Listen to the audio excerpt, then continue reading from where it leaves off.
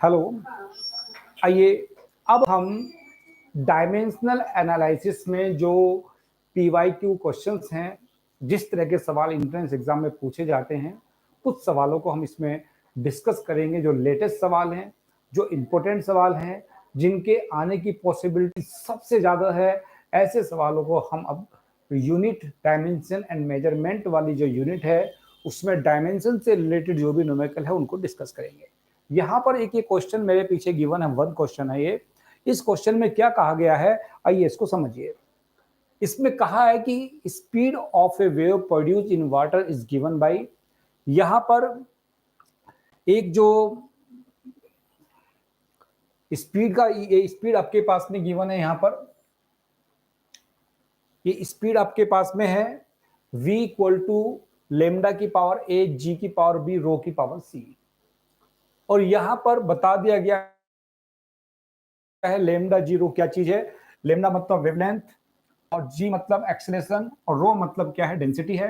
तो बताइए जो इनकी ये पावर है ए बी सी पावर, इनका मैग्नीट्यूड कितना होगा। तो ये आपके पास में यूनिट डायमेंशन मेजरमेंट का सेकंड एप्लीकेशन जो आपने सीखा था, कैसे आप रिलेशन स्टेब्लिश करते हैं। तो ये जो इक्वेशन आपके पास में होती है v इक्वल टू लेमडा की पावर a g की पावर b रो की पावर c, इसमें आप क्या करते हैं, दोनों तरफों की डायमेंशन लिख लेंगे और फिर m की डायमेंशन को m से कंपेयर, l की डायमेंशन को l से कंपेयर, t की डायमेंशन को t से कंपेयर करके आप ABC की वैल्यू निकाल सकते हैं। तो v यहां पर क्या है, स्पीड है। स्पीड हो आपके पास में LT-1 होता है। रो आपके पास में लेंथ, वेवलेंथ है, वेवलेंथ की डायमेंशन l होती है, तो इसकी पावर a है, इसकी पावर यहां पर a है। और g आपके पास में LT-2 होता है, इसकी पावर b है, तो यहाँ l की पावर भी b हो जाएगा और t की पावर कितना, -2 भी हो जाएगा। रो आपके पास में क्या होता है, ML-3 होता है, इसकी पावर c है, तो यहाँ की पावर कितना, -3c। तो यहां पर अगर हम कंपेयर करना चाहेंगे, इसको कैसे कंपेयर कर सकते हैं, इसको समझिए। तो यहां पर इसको आप ऐसे लिख लीजिए, इसमें यहाँ m है, m की पावर तो c है, l यहाँ a भी है, l की पावर b भी है, l की पावर -3c भी है। तो l की पावर आप लिख सकते हैं a प्लस b -3c, और t आपके पास में जो है t की पावर कितना है, -2b। अब आप कंपेयर करेंगे, इधर जो है m की पावर तो कितनी है, 0 है, l की पावर 1 है, t की पावर -1 है। तो अब आप इसको कंपेयर कर सकते हैं और कंपेयर करके देख सकते हैं, यहाँ m की पावर c है और यहाँ पर m की पावर 0 है। इसका मतलब c का मैग्नीट्यूड तो कितना होगा बच्चों, c बराबर आपके पास में आएगा 0 के। c अगर 0 आपके पास में आएगा तो ये पहले वाली a की वैल्यू, फिर b की वैल्यू, फिर c की वैल्यू होती है। तो लास्ट वाला 0 यहाँ पर भी है, c वाले की वैल्यू 0 यहाँ पर भी है, ये वाला ऑप्शन तो इसमें नहीं होगा। तो नेक्स्ट आप देखते हैं, अब आपके पास में आप b को, t को कंपेयर कीजिए। t यहाँ पर कितना है, उधर -2b, यहाँ t कितना है, -1। तो -2b को -1 के बराबर करेंगे तो माइनस से माइनस तो कट जाएगा, तो यहाँ पर आपके पास में कितना बन जाएगा, जब -2b को आपने -1 के बराबर लिखा तो यहाँ पर b की वैल्यू आपके पास 1/2। इसका मतलब 1/2 कहां पर है, b वाली पे पहला a होता है, b होता है, फिर c होता है। तो इस ये भी ऑप्शन नहीं है, ये भी ऑप्शन नहीं है। इसका मतलब करेक्ट ऑप्शन जो इसका बनेगा वो ए ऑप्शन आपके पास में बनेगा। इतना भी शॉर्टकट कर लेंगे तब भी आपका हो जाएगा। और यदि आपको मान लीजिए ए का मैग्नीट्यूड भी निकालना हो तो इस वाले से कर सकते हैं, एल को कंपेयर कर सकते हैं। एल की पावर कितना है, ए है प्लस बी है -3c है, उसको बराबर 1 के करना है और उसमें ए सी की और बी की वैल्यू पुट करेंगे तो ए का मैग्नीट्यूड भी कितना आएगा बच्चों, 1/2 आएगा। तो आपको करना क्या होता है एग्जाम में, कम से कम समय में अपने ऑप्शन को आपको देखना होता है। पूरा क्वेश्चन सोल्व करने की लगता है जरूरत है तो पूरा करें, लगता है थोड़े से ही सोल्व करके काम हो जाए तो थोड़ा सोल्व कर लीजिए। हमें केवल आपको इन चारों ऑप्शन में से करेक्ट ऑप्शन आपको बताना होता है। तो नेक्स्ट देखते हैं क्या है। नेक्स्ट क्वेश्चन जो है आपके पास में,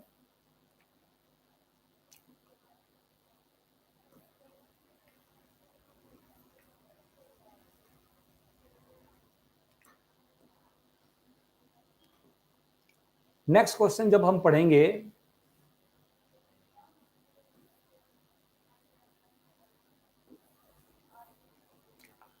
इसमें देखिए गिवन है, इस इक्वेशन में जो है, इस इक्वेशन में आपको ये एक इक्वेशन y माइनस बी है इक्वल टू आर टी, इसमें x का मतलब प्रेशर है, v y का मतलब इसने वॉल्यूम बोल दिया, r universal gas constant, t का मतलब टेम्परेचर, तो physical quantity equivalent to the ratio. इसमें जो पूछा गया है रेशो किस किस का पूछा गया बच्चों, ये आपके पास में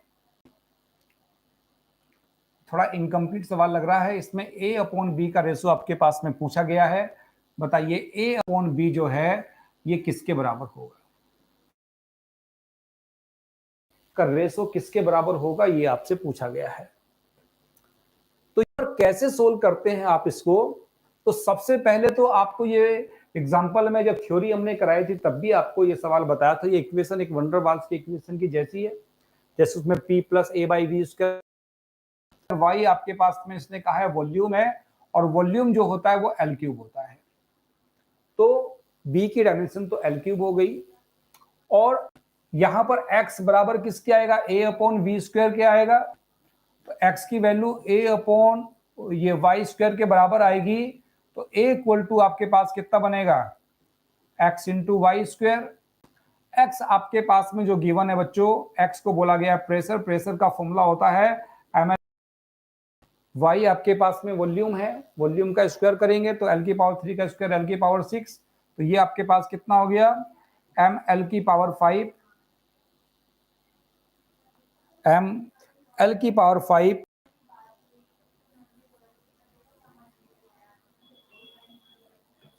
इसको दोबारा लिख दे रहे हैं, m l की पावर 5 t की पावर -2। तो यहां पर अब आपके पास में a भी आ गया, आपके पास b भी आ गया। अब आपको इनका रेशो अगर फाइंड करना हो तो a अपॉन b आपके पास कितना बनेगा, m l की पावर 5 t -2 अपॉन l की पावर 3। इसको जब सोल्व करेंगे l की पावर 3 ऊपर जाएगा तो माइनस का हो जाएगा, तो l की पावर +5, l की पावर -3, तो l की पावर प्लस का 2 बचेगा। तो ये आपके पास डायमेंशन फॉर्मूला आ गया, m l की पावर 2 t की पावर -2। बच्चों ये किसका होता है, ये इंपल्स का नहीं होता, इंपल्स का जो होता है वो लीनियर मोमेंटम के बराबर होता है, ml t-1। प्रेशर ग्रेडियंट का मतलब होता है प्रेशर अपॉन लेंथ, तो प्रेशर अपॉन लेंथ जब करते हैं तो उसका बन जाता है ml-2 t-2। तो ये भी नहीं है, वहां पर l प्लस का है।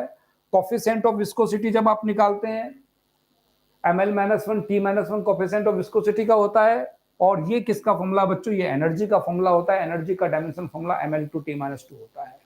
ये सेकंड इंपॉर्टेंट क्वेश्चन है जो आपने किया है। नेक्स्ट आप देखते हैं इसमें,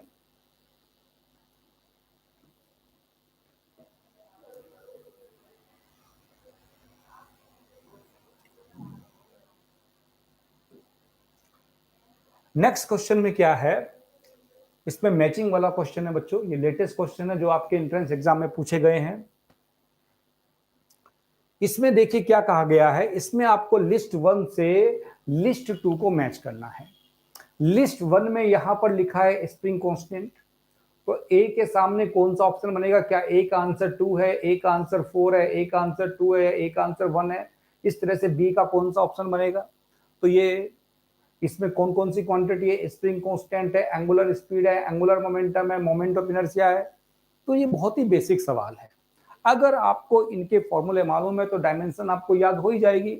तो कैसे आप इसमें बता सकते हैं, स्प्रिंग कांस्टेंट आपको मालूम है, स्प्रिंग कांस्टेंट क्या होता है, इसको के से रिप्रेजेंट करते हैं जो कि फोर्स अपॉन लेंथ के बराबर होता है। फोर्स की डायमेंशन आपको पता है ml-t-2 होती है, अपॉन l करेंगे तो l से l कैंसिल हो जाएगा, तो ये आपके पास में जो बनेगा, आपके पास में ml-t-2 अपॉन l करेंगे तो mt-2। आपके पास में स्प्रिंग कांस्टेंट जो होता है mt-2 होता है, इसका मतलब ए का आंसर जो है सेकंड होगा, ए का आंसर सेकंड ए में है और सी में है। यहां पर लिखा है ए का आंसर फोर्थ, यहाँ ए का आंसर फर्स्ट, इसका मतलब ना तो आंसर इसका बी है ना आंसर इसका डी है, आंसर केवल या तो ए हो सकता है या सी हो सकता है। ए और सी को मैच करने के लिए अगला क्या, बी इसमें 1 है, बी इसमें क्या है, 3 है, बी को देख लेते, सबको करने की जरूरत भी नहीं है। तो एंगुलर स्पीड लिखा है। एंगुलर स्पीड का मतलब क्या होता है बच्चों, इसको आप ओमेगा बोलते हैं। ओमेगा क्या होता है, D theta upon D T, ऐसे भी लिखते हैं। डी थीटा का कुछ नहीं होता, 1 के बराबर, डी टी का टी, तो ये आपके पास में बच्चों फ्रीक्वेंसी के बराबर आता है। एंगुलर स्पीड फ्रीक्वेंसी के बराबर होता है, यानी कि ये किस में लिखा गया है बच्चों, ये फर्स्ट में लिखा गया है, तो बी का आंसर फर्स्ट है, तो बी का फर्स्ट इसमें लिखा गया है। इसका करेक्ट ऑप्शन कौन सा बनेगा, सी बनेगा, क्योंकि यहाँ बी का क्या लिखा है, थर्ड लिखा, तो ये क्या हो गया, गलत हो गया। तो इस तरह से इनको करना है। बाकी आप दूसरी क्वांटिटी जो है angular momentum, moment of inertia, इनका अगर आप याद करना चाहें, एंगुलर मोमेंटम आपके पास में एम वी आर इसका फॉर्मूला लिखते हैं, या आई ओमेगा लिखते हैं। उससे जब आप निकालेंगे तो ये आपके पास में ml/t-1 बनता है। एंगुलर मोमेंटम यानी कि सी का फोर्थ होगा, और मोमेंट ऑफ इनर्शिया बच्चों mr² होता है, जिसका आप लिखते हैं क्या, उसका आप लिखेंगे यहाँ पर ml²। तो डी का आपके पास आंसर थर्ड आता है। तो ये बच्चों लेटेस्ट पीवाईक्यू क्वेश्चंस हैं, अक्सर एग्जाम में इस तरह के सवाल पूछे जाते हैं। आइए अब हम चलते हैं नेक्स्ट सवाल के ऊपर।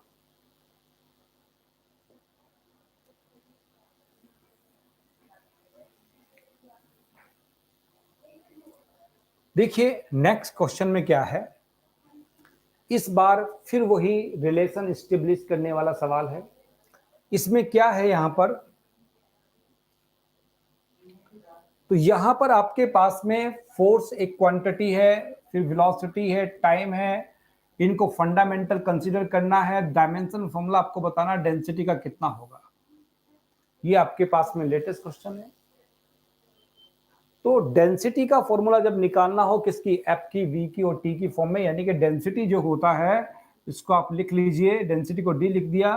तो यहां पर क्या क्या है, इस फॉर्मूले में जो है डेंसिटी जो है equal to force, velocity, time, इसकी पावर आप ए बी सी लिख लीजिए। अब आप दोनों तरफों की डायमेंशन देखिए, इसकी डायमेंशन डेंसिटी क्या होती है, ml-3, फोर्स का mlt-2 होता है। इसकी पावर फोर्स की a है, तो यहाँ m की पावर a, l की पावर a, t की पावर कितना, -2a। अब आपके पास में v है, v का कितना होता है, lt-1 होता है। v की पावर b है, तो यहाँ l की पावर b होगा, और ये भी कितना, t की पावर भी -b हो जाएगा। और आपके पास में t, तो आपके पास में टाइम ही है बच्चों, टाइम का t होता है, और इसकी पावर c है। तो इसको जब आप लिखें, यहां पर देख सकते हैं क्या बनेगा, ये m की पावर तो a हो गया, l यहां पर a भी है, l यहां पर कितना b भी है, तो l की पावर को आप लिखेंगे a+b, और t की पावर क्या होगा बच्चों, t की पावर -2a है, t की पावर -b है, c भी है, तो -2a -b और +c, ये आपके पास में उधर बन गया। इधर क्या है, m की पावर 1, l की पावर -3 और t की पावर बच्चों 0। तो अब इसको आप कंपेयर कर सकते हैं, यहां पर देखिए, तो यहां सबसे पहले तो आप इसको कंपेयर कर लें, m की पावर a, इधर m की पावर 1, तो यानी कि क्या हो जाएगा, a की वैल्यू तो 1 के बराबर आएगी। तो a की वैल्यू 1 यानी कि f की पावर 1 होगी। तो ये फर्स्ट भी ऑप्शन हो सकता है, सेकंड भी हो सकता है, सी भी हो सकता है, लेकिन यहाँ पर डी में f की पावर 2 लिख दिया, यानी कि डी वाला ऑप्शन तो इसका नहीं होगा। तो अब आपके पास में देखिए आंसर या ए सही या बी या सी, इसके लिए क्या करें, अब आप l को कंपेयर करें। l यहां पर कितना लिखा है बच्चों, यहां l की पावर a+b है, l की पावर a+b है, तो यहां लिख दिया। यहां l की पावर कितना है, -3 है, a के प्लेस पे a की वैल्यू लिख दीजिए। b आपके पास कितना बनेगा, -3 b इक्वल टू -3 -1, यानी कि b इक्वल टू आपके पास बनेगा -4। तो b की वैल्यू -4 कहां पर गिवन है, पहले वाले में v की वैल्यू, यानी कि v के ऊपर b है, b की वैल्यू -4 है, यहां पर -1 लिखा, तो ये गलत हो गया। यहाँ -4 है, ये करेक्ट हो सकता है, यहाँ प्लस का 4 हो गया, ये भी गलत हो गया। तो इन चारों ऑप्शन में आपका करेक्ट ऑप्शन कौन सा बनेगा बच्चों? बी वाला ऑप्शन आपका करेक्ट ऑप्शन बनेगा। ये भी बहुत बहुत इंपॉर्टेंट सवाल है। ये जेई मेंस में, नीट में, बहुत सारे एग्जामों में अक्सर आपके पूछा जाता है। आइए अब इसमें हम नेक्स्ट सवाल देखते हैं। नेक्स्ट कौन सा क्वेश्चन है?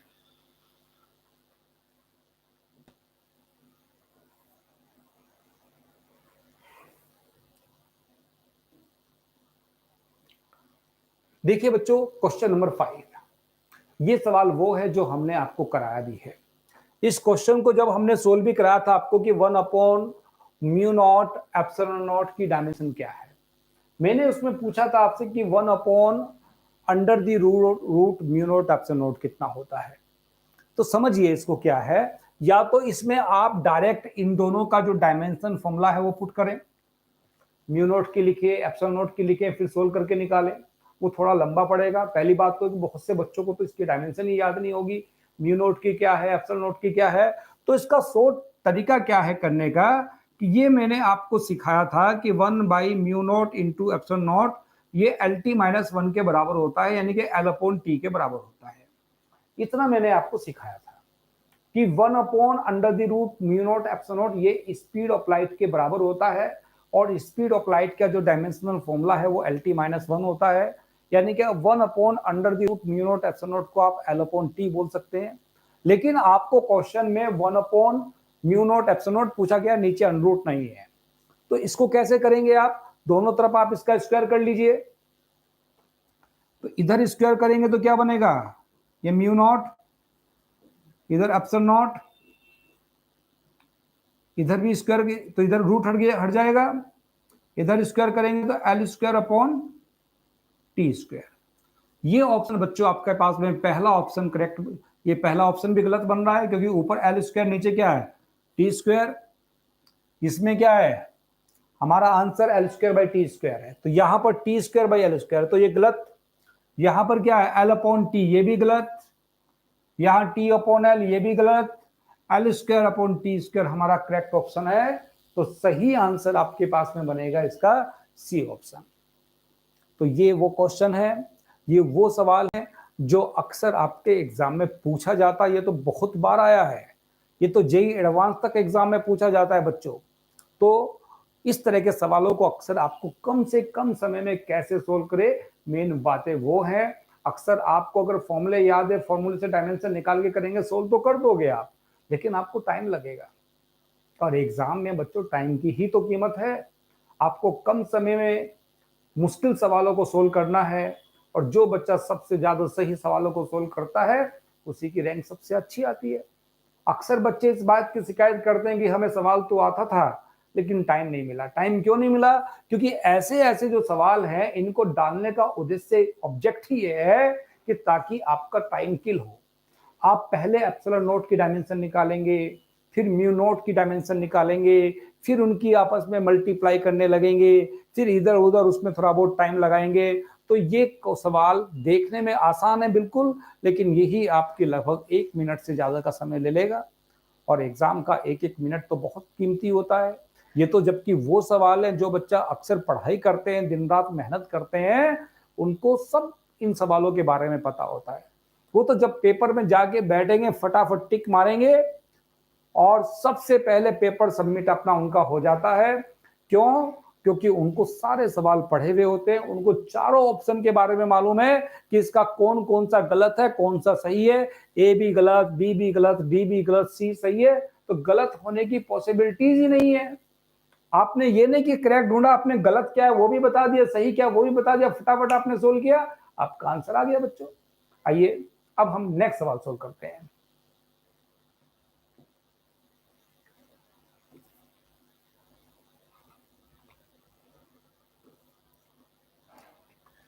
देखिए नेक्स्ट सवाल फिर आपके पास में मैच कॉलम वाला आ गया। इसमें मैच करना है लिस्ट 1 से लिस्ट 2 को। तो वही शॉर्टकट तरीका क्या है देखिए, जानते हैं इसको भी। तो यहां पर टॉर्क है, स्ट्रेस है, प्रेशर ग्रेडियंट है, कोएफिशिएंट ऑफ विस्कोसिटी है। तो सबसे पहला तो वही कि जिन क्वांटिटी को मैच करना है बच्चों उनका डायमेंशन फॉर्मूला आपको पता होना चाहिए। तो सबसे पहले यहां पर आपके पास में टॉर्क लिखा है, तो टॉर्क हीट हो, टॉर्क की जो डायमेंशन होती है वो हीट के बराबर, यानी कि वर्क के बराबर, एनर्जी के बराबर। तो वर्क या एनर्जी की ml/t-2 होती है, तो ml/t-2 m l की पावर प्लस की 2 t की पावर माइनस की 2, यानी कि एक आंसर आपके पास में सेकंड बनता है। तो ए का सेकंड कहां कहां लिखा है बच्चों? ए का पहले ऑप्शन में थर्ड है, यानी कि ये तो हो ही नहीं सकता। यहां ए का फोर्थ है, ये भी नहीं हो सकता। अब यहां भी ए का सेकंड, यहां भी ए का सेकंड, यानी कि आंसर हमारा सी और डी में से कोई एक है। हम आंसर के बहुत करीब हैं। अगर आपको चारों भी नहीं पता होते ऑप्शन, तो जिन जिन का पता उनको आप देख सकते हैं। दूसरा आप देखिए, इसमें सबसे आपके पास में अब सी वाला ऑप्शन यहां भी क्या है, फोर्थ है। डी वाला क्या है, यहां पर यहां भी थर्ड, यहां भी थर्ड। तो डी वाले को तो चेक करने का कोई मतलब ही नहीं है। हमें बी को चेक करना है या फिर सी को चेक करना है। तो बी और सी में जिसकी भी आपको डायमेंशन पता हो उसको चेक कर सकते हैं। बी का मतलब यहां पर स्ट्रेस लिखा है बच्चों, स्ट्रेस का मतलब प्रेशर होता है। प्रेशर मतलब फोर्स अपॉन एरिया एक तरह से। तो फोर्स अपॉन एरिया जो हो गया, फोर्स अपॉन एरिया की डायमेंशन ml-1t-2 होती है। तो ये कहां पर लिखा है बच्चों? फोर्स, ये स्ट्रेस की डायमेंशन फोर्स अपॉन एरिया से ml की पावर -1t-2, क्योंकि फोर्स की ml/t-2, एरिया की l स्क्वायर, तो ये आपके पास में बनती है, यानी कि बी वाले का फोर्थ आंसर है। तो यहां पर बी वाले का फर्स्ट लिखा है, तो इसका मतलब ये भी गलत हो गया। तो करेक्ट ऑप्शन आपके पास में जो इसका बनेगा, करेक्ट ऑप्शन आपके पास में क्या है? सी ऑप्शन करेक्ट है, क्योंकि टॉर्क का जो डायमेंशन है वो वर्क के बराबर होता है। स्ट्रेस जो है फोर्स अपॉन एरिया से निकालते हैं, ml-1t-2। प्रेशर ग्रेडियंट का मतलब प्रेशर अपॉन लेंथ होता है। प्रेशर अपॉन लेंथ मतलब ml-1t-2 प्रेशर की अपॉन एल, एल ऊपर जाएगा माइनस का हो जाएगा, तो ml की पावर -2 t की पावर -2, ये प्रेशर ग्रेडियंट होता है। और कोफिशिएंट ऑफ विस्कोसिटी आपको मालूम है ml-1t-1, इसको भी आप निकाल सकते हैं। विस्कोसिटी का जो फॉर्मूला होता है, डिस्कस फोर्स का फॉर्मूला होता है F = 6 पाई ईटा आरवी से, तो इसको ईटा बोलते हैं। इसका जो सिंबल होता है, तो eta = F/6 pi R V, R radius, V velocity, उससे आप ml-1t-1 को फाइंड कर सकते हैं। आइए अब हम सीखते हैं इसमें जो नेक्स्ट क्वेश्चन है वो क्या है।